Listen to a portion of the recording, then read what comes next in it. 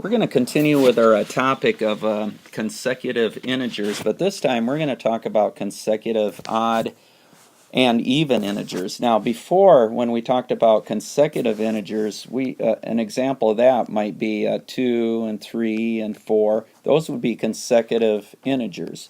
And when we were solving problems using consecutive integers, we usually use the letter n, which stood for a number. N might represent the first consecutive integer, and then to get the next one, well, you'd add 1. Just like to go from 2 to 3, you add 1. So n plus 1 would be my second consecutive integer, and then n plus 2 would be my third consecutive integer. So really all we did is we went from the first one to the next one, you added 1. And that makes sense because consecutive integers like 2, 3, and 4, you just add 1. Now the difference here with odd and evens is, give me, for example, if I asked you what 3 consecutive odd numbers were, well, you might have 3 and 5 and 7, because those are 3 consecutive odd numbers. What I have here is one odd number right after another. Now how would we go from 1 to the next one? Well, we'd add 2. We'd add 2 to go from 3 to 5 and then 5 to 7. Now you could say the same thing for even numbers. So if I had 2, 4, and 6, and those are consecutive even numbers, well, we'd add 2. So the point I'm getting to is whether it's odd or even consecutive integers, to represent them like we represented just consecutive integers, we'd represent them like this. So n might be my first consecutive odd integer, and then add 2 to get my second consecutive odd integer, and then add 4 to get my third consecutive odd integer. So each time we're adding 2. Now this may or may not make sense, but actually to represent consecutive even integers, I'd use that same format, because for consecutive even integers you add 2, just like we're doing right here. Really what depends on the problem is how we're setting up the equation in order to solve it for a certain number of even integers or odd integers. So let's take a look at an example. Now in example 1 it says find 3 consecutive even integers. Now I'm going to stop there. 3 consecutive even integers.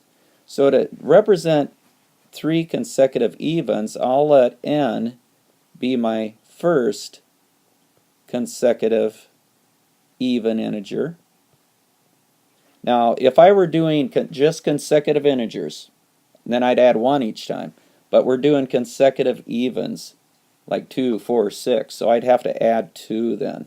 So n plus 2 would be my second consecutive even integer. And finally n plus 4 would be my third consecutive even integer. So now I've got the problem set up. Now let's go on to read what it says. It says find 3 consecutive even integers such that the sum. So I'm going to add the first one and the second one.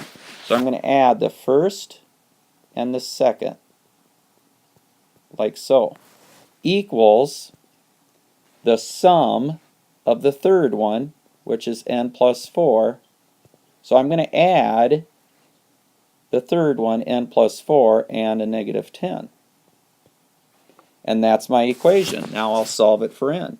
So on the left side, n plus n is 2n plus the 2. Simplify the right side. 4 plus a negative 10 is a negative 6. All right, now pick on the small one. Let's get all the n's on one side. So let's see, I'm going to pick on this one because it's a smaller n.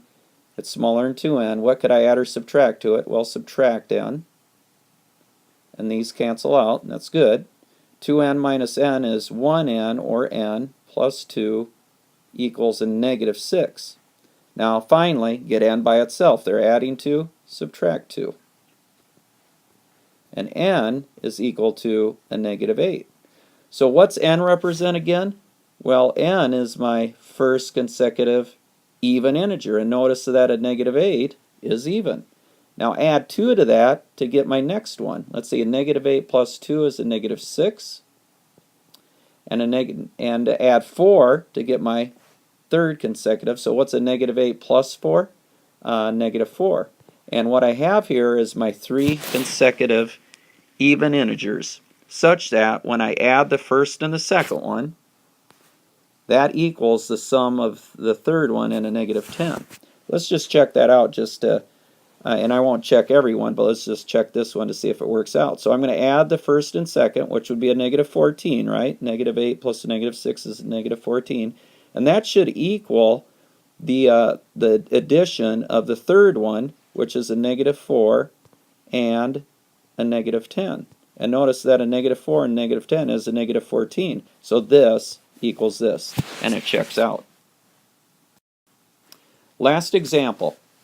This time we're dealing with consecutive odd integers, but you know what? We're going to set it up the same way as we did the consecutive even integers. So I need to represent 3 consecutive odds. So let n be my first consecutive odd integer, and then add 2, because whenever we're dealing with odds or evens, we got to add 2. My second consecutive odd integer, and finally n plus 4 is my third consecutive odd integer. Now that I've set it up, we can set up an equation now, such that the sum of the first and third, okay, I'm going to add the first and the third one. So I've got n, and I'm going to add that to n plus 4, because that would be my first and third one, is, which is an equal sign, 7 greater, so I'm going to put that plus 7 over here. So I'm going to add 7 because it's 7 greater than the second one decreased by 18. All right? So notice on the right side I had is 7 greater, add 7 to the second one decreased by 18.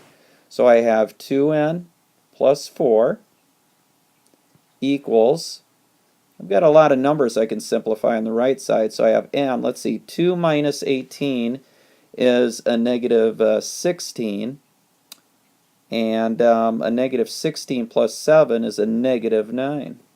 Alright, I'm just going to check that again here. Let's see, 2 minus 18, 2 degrees above 0 drops 18, that's a negative 16, and then a negative 16 plus 7 is a negative 9, so it looks good. Now pick on the small one, so I'm going to subtract n. So I have 2n minus n is 1n, or n, plus 4 equals a negative 9. Now they're adding 4, subtract 4, negative 13.